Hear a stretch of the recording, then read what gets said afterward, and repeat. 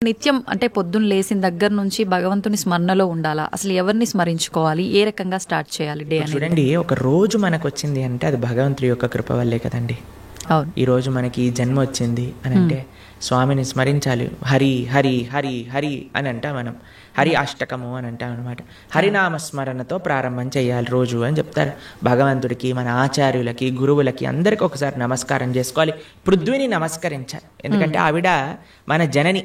కానీ ఆవిడ మనల్ని భరిస్తుంది కదండి. మనం ప్రతిరోజు అడుగు పెడుతూ ఉంటాం పృథ్వీ పైన, వివిధ రకములైన కృత్యములు చేస్తూ ఉంటాం అనమాట. కాబట్టి ఫస్ట్ లేవంగానే, ఎంతమందికి అలవాటు ఉందో లేదో తెలియదు కానీ ఫస్ట్ లేవంగానే భూమాతను స్మృశించాలి. శ్లోకములు ఉన్నాయండి, శ్లోకములు నేర్చుకోగలిగితే నేర్చుకోండి. కానీ ఆ భావన, అమ్మా నీ పైన అడుగు పెడుతున్నాను కదా, మమ్మల్ని క్షమించు, మమ్మల్ని రక్షించు అనే ఒక భావనతో మనము నేలని స్పృశించి నమస్కరించుకోగలిగితే అది చాలా అద్భుతమైన విషయం అనమాట. దాని తర్వాత మనం భగవంతుని స్మరించి పృథ్వీని స్పృశించి నమస్కరించుకొని మన గురువులకి, ఆచార్యులకి నమస్కారం చేసుకొని, మీకు ఒక విషయం చెప్తాను. అన్నిటికంటే ముందు 2 అక్షరాలతో ప్రారంభమయ్యేది రోజు పూర్వకాలంలో, హరి అని. ఇప్పుడు కూడా 2 అక్షరాలతో ప్రారంభం అవుతుంది, కాఫీ అని. కరెక్ట్. కాఫీ అనకుండా పక్కన పెట్టి హరి అనటంలో నిద్ర లేవాలి. ఓకే. నిద్ర లేసిన వెంటనే స్నానం ఆచరించాలి. మీకు ఆ విషయం తెలుసా అండి? స్నానం అనేది సనాతన ధర్మంలో చాలా ముఖ్యమైన విషయం. మనము చాలామందికి అర్థం కాదండి. స్నానం లేకుండానే రోజును ప్రారంభం చేసేయటము, వంటింట్లోకి వెళ్ళిపోవటము, తర్వాత టిఫిన్ చేసేయటము, ఇలాంటివన్నీ చేస్తూ ఉంటారు. చాలా పెద్ద తప్పది. మనం ప్రొద్దున లేవంగానే భగవంతుని స్మరించుకొని ముందు చేయవలసింది స్నానము. స్నానంలో కూడా గంగే చ యమునే చైవ గోదావరి సరస్వతి నర్మదే సింధు కావేరి జలేస్మిన్ సన్నిధిం కురు. అన్ని నదులను కూడా గంగా జలమును, యమునా జలమును మనం స్మరించుకొని స్నానం ఆచరించాలి. మీకు ఇంకొక విషయం చెప్తాను, చాలామందికి తెలియని విషయం. మన ధర్మం మనకి చెప్తుంది, స్నానం ఆచరించేటప్పుడు వస్త్రం లేకుండా స్నానం ఆచరించకూడదు. మనము ఒక బట్ట కట్టుకొని స్నానం చేయాలి. అది ఆ నీటికి, ఆ దేవతకి మనం ఇచ్చే గౌరవం అన్నమాట. కాబట్టి స్నానం ఆచరించేటప్పుడు అపవిత్ర పవిత్రోవ సర్వావస్థాన్ గతోపివ యత్స్మరేత్ పుండరీకాక్షం సబాహ్యాభ్యంతర శుచి. పుండరీకాక్ష పుండరీకాక్ష పుండరీకాక్షాయ నమః. శ్రీ విష్ణు శ్రీ విష్ణు శ్రీ విష్ణు భగవన్నామ. ప్రొద్దున లేచినప్పటి నుంచి భగవన్నా, స్నానం ఆచరించేటప్పుడు భగవన్నా, భగవంతుడి ముందుకెళ్ళి భగవన్నా, రోజంతా భగవన్నా. ఎంత మనము భగవంతుడి యొక్క నామంతో మనము కనెక్షన్లో ఉన్నామనుకోండి, అంత మనకి స్పిరిచువల్ ఎనర్జీతో మనం రీఛార్జ్ అయిపోతాం అనమాట.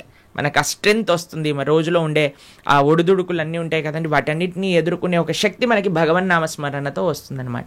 కాబట్టి ప్రొద్దున లేచాక హరినామస్మరణ, దాని తర్వాత చక్కగా మనం చేయవలసినది స్నానం, దాని తర్వాత భగవద్ ఆరాధన.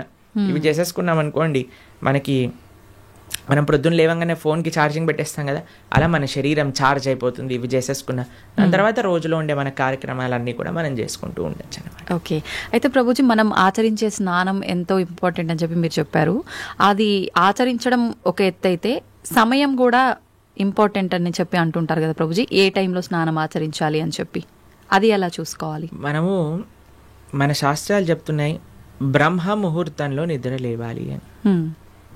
అంటే సూర్యుడు వచ్చే ముందు. ఓకే. ఇప్పుడు మీకు ఒక విషయం చెప్తాను. మీ ఇంటికి ఒక గెస్ట్ వస్తున్నారు అనుకోండి. సరే, ఈరోజు మీకు పండగ రోజు మీరు ఏం చేస్తారు? అరే ఈరోజు పండగ, త్వరగా లేవాలి, త్వరగా లేసుకొని కార్యక్రమాలన్నీ చేసుకొని నైవేద్యాలన్నీ తయారు చేసుకొని మనం త్వరగా ఈ పండుగని ముగించుకోవాలి, అమ్మవారి పూజ చేసుకోవాలని మీరు అనుకుంటారు. అవునా కాదా చెప్పండి? లేదా ఒక గెస్ట్ వస్తున్నారు అనుకోండి, సపోజ్ మీ గురువు గారు రేపు మీ ఇంటికి వస్తున్నారు అన్నారు అనుకోండి. మీ గురువు గారు ఇంటికి వచ్చాక బయట నాక్ చేశాక మీరు లేచి స్నానం చేసి రెడీ అవుతారా? లేదా ఆయన వచ్చే ముందే అన్ని సదుపాయాలన్నీ కూడా సక్రమంగా చేసుకొని పెట్టుకుంటారా చెప్పండి? వచ్చే ముందే చేస్తారు. అంతే కదండి. ఎవరైనా గెస్ట్ వచ్చినా, మన ఇంటి గురువులు వచ్చినా ఎవరో ఒకళ్ళు అలా చేసుకుంటాం కదా. సూర్య భగవానుడు ప్రత్యక్షంగా మనకి భగవంతుడి యొక్క స్వరూపం మనకి దర్శనమిస్తున్నారు. ఆయన ప్రతిరోజు ఉదయించే ముందే మనం నిద్ర లేవాలి. దాన్ని బ్రహ్మ ముహూర్తము అని అంటారు. సూర్యోదయం కంటే ముందు మనం నిద్రలేచి మన యొక్క స్నానాది కార్యములన్నీ పూర్తి చేసుకొని మనం రెడీగా ఉండాలి సూర్యుడిని స్వాగతించడానికి. మన యొక్క భగవన్నామ స్మరణ చేసుకుంటూ మనము రెడీ అయిపోతాం అనమాట. అందుకే సంధ్యావందనాది కార్యక్రమములు మనం ప్రొద్దున పూట, మధ్యాహ్నం పూట, సాయంకాలం పూట 3 పూటలు చేస్తాం అనమాట. ఆయన ఎవరికి చేస్తున్నాము అని అంటే సూర్యమండలంలో మధ్యలో ఉన్న భగవంతుడికి మనం చేస్తున్నాము. కానీ ఆయన మనకి భగవంతుడిని దర్శింపజేసే ఒక ప్రత్యక్షమైన క్యారియర్. ఓకే, కాబట్టి మనం ఆయన వచ్చే ముందే మనం నిద్ర లేవాలి. ఆయన రాకముందే మన యొక్క నిత్య కృత్యములన్నీ కూడా పూర్తి చేసుకొని మనము ఆధ్యాత్మిక కార్యక్రమంలో నిమగ్నమై ఉండాలి. ఓకే, మీరు చూడండి, ప్రొద్దున పూట లేవటం అనేది అటు మన ఆరోగ్యరీత్యా, అలానే సామాజిక పరంగా, అలానే మన ఆధ్యాత్మికంగా, శారీరకంగా, అన్ని మానసికంగా అన్ని విషయములలో మనకి మంచి చేస్తుంది. అందుకే early to bed and early to rice keeps a man healthy, wealthy and wise అని అన్నారు. కాబట్టి ప్రొద్దున పూట బ్రహ్మ ముహూర్తంలో నిద్ర లేచి స్నానం ఆచరించవలే. ఇది ప్రతి సనాతన ధర్మానికి సంబంధించిన వారు తప్పక ఆచరించాల్సిన ఒక పద్ధతి. ఓకే, అయితే ప్రభుజీ మనం మాట్లాడుకున్న దాంట్లో ఇంకొకటి భగవంతుడి ఆరాధన. చాలా వరకు అంటే ఇంట్లో మగవారు పూజ చేస్తేనే మంచి ఫలితం పొందుతారు అని చెప్పి ఈ మధ్య కాలంలో చెప్తున్నారు. కానీ ఎక్కువగా ఆడవాళ్ళే పూజ చేస్తుంటారు. అసలు నిజంగా ఆడవాళ్ళే పూజ చేయాలా, మగవారు చేయొచ్చా? అసలు మగవారు చేయాల్సిన కార్యక్రమాలు ఏంటి ఆధ్యాత్మిక పరంగా? ఎవరెవరు ఉద్ధరింపబడాలి అని అనుకుంటారో, ఎవరెవరికి భగవంతు అనుగ్రహం కావాలనుకుంటున్నారో వాళ్ళు చేయాలండి. మీకు ఒక విషయం చెప్తాను. ఒక మగవాడు పూజ చేసిన, ఆరాధన చేసిన, పుణ్యం చేసిన, పునస్కారం చేసిన దాంట్లో ఉండే 50% ఆడవారికి వెళ్తుంది. ఓకే, ఎంత? 50%. ఏదైనా పాపం చేశాడు అనుకోండి, దాంట్లో 1% కూడా ఆడవారికి రాదు. అదెలా ప్రభుజీ? మరి పుణ్యం అయితే పుణ్యం 50% వెళ్తుంది, పాపంలో వెళ్ళదు. ఓకే, స్త్రీ చేసిందనుకోండి పుణ్యం 1% హస్బెండ్కి రాదు, 100% ఆవిడ దగ్గరే ఉంటుంది. స్త్రీ ఏదైనా పాపం చేసిందనుకోండి, దాంట్లో 50% హస్బెండ్కి వెళ్తుంది. ఇది ఒక బంపర్ ఆఫర్ అనమాట, మన శాస్త్రాలు ఇచ్చింది. బాగుందా మీకు? బాగా అనిపిస్తున్నట్టుంది మీకు. శిల్ ప్రభుపాదుల వారు ఒక దగ్గర ప్రస్తావన చేస్తారు, everybody has to fly their own plane అంటారు. మనకి అంబరీష మహారాజు గారి వృత్తాంతంలో వస్తుంది. అయినా ప్రొద్దున లేవంగానే నిరంతరము కూడా భగవంతుడి యొక్క ఆరాధనలో, ఆయన చేతులన్నీ కూడా భగవంతుడి యొక్క పూజలో, పాదాలు భగవంతుడి యొక్క ఆలయ ప్రదక్షిణలో, మనసు భగవంతుని చింతించటం. సవై మన కృష్ణ పదార విందయో వాచాంసి వైకుంఠ గుణానువర్ణనే కరే హరేర్మందిరమార్జనాదిషు అని ఆయన యొక్క దినచర్య మొత్తం చెప్తారనమాట. ఇక్కడ వారి భార్య ఆరాధనకి నీళ్లు తెచ్చి తేవడానికి హెల్ప్ చేసినా సరే ఆయన అనేవారట, నా పూజ నేను చేసుకుంటాను, మళ్ళీ నీ పూజ నువ్వు చేసుకో. ఆయన అన్ని సదుపాయాలు సమకూర్చుకొని, ఎందుకంటే చూడండి భగవంతుడితో మనకుండే రిలేషన్షిప్ ఎక్స్ట్రీమ్లీ పర్సనల్ అండి. స్వామి మన తండ్రి, స్వామి మన తల్లి. ఇప్పుడు చూడండి మీకు ఒక విషయం చెప్తాను. మన ఇంట్లో ఎవరిదైనా పుట్టినరోజు ఉందనుకోండి, మనం ఏం చేస్తాం? ఒకసారి మాకు ఈ సంఘటన ఎదురైందనమాట. నేను మా తమ్ముడు కలిసి మా అమ్మగారికి గిఫ్ట్ ఇవ్వాలి అంటే, మా తమ్ముడు అన్నారు, నువ్వు నీ గిఫ్ట్ ఇవ్వు, నేను నా గిఫ్ట్ ఇస్తాను. ఎందుకంటే అమ్మకి నీ గిఫ్ట్ వేరే, నా గిఫ్ట్ వేరే. ఎందుకంటే మన ఇద్దరికి అమ్మ కదా. కాబట్టి అమ్మతో నాకుండే రిలేషన్షిప్ ఒకటి, మా తమ్ముడికి ఉండే రిలేషన్షిప్ ఒకటి, అంతేనా? అయితే మేమిద్దరం అనుకున్నాం, సరే నేను నాకు తోచింది, నాకు ఇష్టం ఉన్నట్టుగా నేను చాలా బాగా పెయింటింగ్ చేసేవాడిని అనమాట, డ్రాయింగ్ చేసేవాళ్ళం అనమాట. అయితే నేను ఇచ్చేస్తాను, నేను ఏదో ఒకటి స్కెచ్ చేసిస్తాను అంటే, మా తమ్ముడు అన్నాడు, నేను ఏదో ఒకటి తయారు చేస్తాను, ఏదో ఒక బొమ్మ లాంటిది ఏదో ఒకటి తయారు చేస్తాను, ఇస్తాము అని ఇద్దరం వేరు వేరు చేసి ఇచ్చామన్నమాట. అంటే ఎందుకు అని అంటే, మనకి మన ప్రేమను వ్యక్తపరచుకునే మార్గం ఒకటి, ఒక ఇంట్రెస్ట్, ఒక టాలెంట్, ఒక way of expressing hour love ఉంటుంది, అంతే కదా. అలానే భగవంతుడితో కూడా ఒక భర్త తన కర్తవ్యం, అరే నేను భగవంతుడి యొక్క మార్గంలో, నాకు భగవంతుడు అవసరము, అందరికీ భగవంతుడు అవసరమే కదండి. ఆయన అందరికీ తండ్రి, తల్లి, పిత, పరమాత్మ అందరికీ ఆయనే. కాబట్టి మనం ఎలా ఆలోచించాలి అని అంటే, ఒక హస్బెండ్ తన ఆరాధన తాను చేసుకోవాలి, ఒక వైఫ్ తన ఆరాధనలోకి సంబంధించిన విషయములని సమకూరుస్తుంది, వంట చేసిస్తుంది, పూలమాలలు కట్టిస్తుంది. దాని తర్వాత వారి హస్బెండ్ వెళ్ళిపోయాక వైఫ్ తన ఆరాధన తాను చేసుకుంటుంది, పిల్లలు వచ్చి దండం పెట్టుకుంటారు, ఏదో అమ్మ నాన్నలకి ఇద్దరికి హెల్ప్ చేస్తారు, అందరు కలిసి ఆరాధన ఒకటి ఉంటుంది, ఒక్కొక్కళ్ళు కలిపి ఆరాధన ఉంటుంది అన్నమాట. కాబట్టి ఏదో స్త్రీలు చేస్తే ఇల్లంతా బాగైపోతుంది అనే భ్రమలో నుంచి బయటపడండి. మీకు 1% పుణ్యం రాదు. కాబట్టి జాగ్రత్తగా మీ పూజ మీరు చేసుకోండి, మీరు బాగుపడాలి అని అనుకుంటే. కాబట్టి పురుషులు తప్పకుండా ఆరాధన చేయాలి. పురుషులు ఆరాధన చేస్తున్నారు కదండి, స్త్రీలు వదిలేయకూడదు. పురుషుడు ఆరాధన పురుషుడికి, స్త్రీ ఆరాధన స్త్రీ, పిల్లల ఆరాధన పిల్లలకి, అందరికి. ఇప్పుడు చూడండి, ఇంటి పెద్ద తింటే మిగతా వాళ్ళందరికీ కడుపు నిండిపోతుందా? లేదు, ఎవరికి వాళ్ళు తినాల్సిందే, అంతే కదండి. మీరు అంటారు కదా, అయ్యా మీరు తినండి, అయ్యా మేము పర్వాలేదు, మీరు తింటే మాకు తిన్నట్టే అని అంటారా? లేదా మీ హస్బెండ్ వచ్చి అమ్మ నువ్వు తినేసి నాకేం పర్వాలేదు, నువ్వు తింటే నేను తిన్నట్టే అంటారా? కాదు కదా. ఎవరెవరికి శక్తి కావాలంటే వారు వారు భోజనం చేయాలి.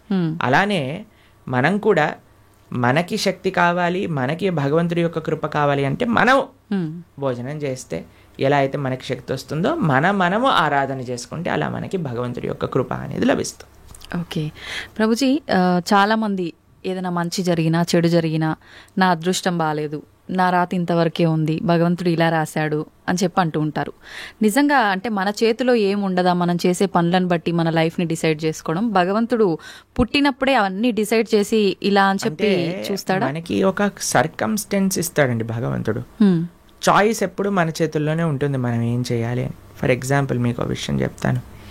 ఒకరికి ఇల్లు రాసుంది, ఒకళ్ళ ఇల్లు మీకు మీ జీవితంలో కలుగుతుంది అని రాసి ఉంటుందండి. కానీ ఆ ఇంట్లో ఏం చేస్తారనేది మీ చేతుల్లో ఉంది.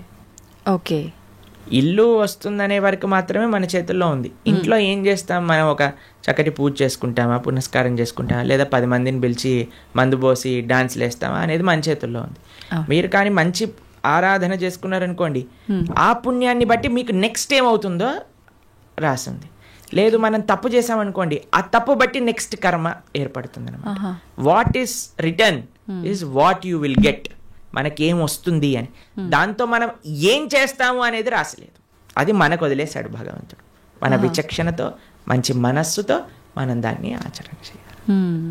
అంటే మన చేతిలో ఉన్నట్టే, 100% మన చేతుల్లో ఉంది. ఇప్పుడు అంటుంటారు కదా, పరిస్థితులను బట్టి ఇంట్లో వాతావరణాన్ని బట్టే పిల్లల బుద్ధులు కూడా అని చెప్పి. ఇప్పుడు ఇది కూడా అలాగే, భగవంతుడు మనకు ఒక ప్లాట్ఫామ్ ఇచ్చి వదిలేశారు, ఎలా అనేది మన చేతుల్లోనే ఉంది. ఇప్పుడు మీకు ఒక ఫోన్ ఇచ్చారనుకోండి, ఫోన్ ఇచ్చారు, ఫోన్తో మీరు ఏం చేయొచ్చు అనేది మీ చేతుల్లో ఉంది. ఒకళ్ళు ప్రవచనమైనా అయినచ్చు, లేదా పిచ్చి పిచ్చి సీరియళ్ళు సినిమాలైనా చూడొచ్చు. ఫోన్ రావటం మన చేతుల్లో ఉంది, దాంతో ఏం చెయ్యాలి మీ చేతుల్లో. ఇప్పుడు మీరేం చేస్తారు, పిల్లల్ని స్కూల్లో వేస్తారు, మంచి స్కూల్ చూస్తారు, అరే ఈ పిల్లలు మంచి చదువుకోవాలి, మంచి స్కూల్లో చదువుకుంటే వాళ్ళు మంచి మార్గంలోకి వెళ్తారు, కష్టమైనా ఏదైనా సరే కష్టపడి అయినా సరే వాళ్ళని మంచి స్కూల్లో జాయిన్ చేస్తారు. మంచి స్కూల్లో జాయిన్ చేశాక వాడు చదువుతాడా లేదా అనేది ఎవరిపైన నిర్ధారణ పడి ఉంటుందండి? వాళ్ళపైన. ఒక స్కూల్లో ఒక టీచర్ 10 మందికి ఒకటే రాగంగా చదువు చెప్తుంది, కానీ ఒక్కొక్కరు ఒక్కొక్క విధానంగా చూసుకుంటారు. ఎందుకు? వాళ్ళ శ్రద్ధ బట్టి. ఓకే, అలానే మన జీవితంలో కూడా ఏమీ నీ దగ్గరకు వస్తుంది అనేది రాసి ఉంటుంది, దాన్ని ఎలా యూజ్ చేస్తావు అనేది నీ చేతుల్లో ఉంది. ఓకే ప్రభుజీ, అంటే దీని ఆధారంగా తీసుకుంటే అంతా మంచిగా ఎక్కువ డివోషనల్ సైడ్ ఉండి అన్ని మంచి పనులు చేసి న్యాయంగా ఉన్న వాళ్ళు కూడా చాలా మంది ఇబ్బందులు పడుతున్న వాళ్ళని కూడా చూస్తున్నాం కదా, మరి భగవంతుడు అలాంటి వాళ్ళకి ఎందుకు సపోర్ట్ చేయడంటారు? మీకు ఒక విషయం చెప్తాను, చాలా జాగ్రత్తగా ఆలోచించవలసిన విషయం. నిజంగా ధార్మికంగా, నిజంగా ఆధ్యాత్మికంగా ఉంటే వాడెప్పుడు నాకు ఇబ్బంది వచ్చిందని అన్నాడు. మీకు ఒక విషయం చెప్తాను. మా అమ్మమ్మ ఆవిడ పెద్దజీయర్ స్వామి వారి యొక్క శిష్యులు అనమాట. అయితే చాలా వృద్ధురాలు, 85 years దాటిపోయి ఉంటుంది. నడిచేటప్పుడు ఇలా వంగిపోయి నడుస్తారనమాట, మొత్తం ఇలా కిందికే చూస్తారు ఆల్మోస్ట్గా.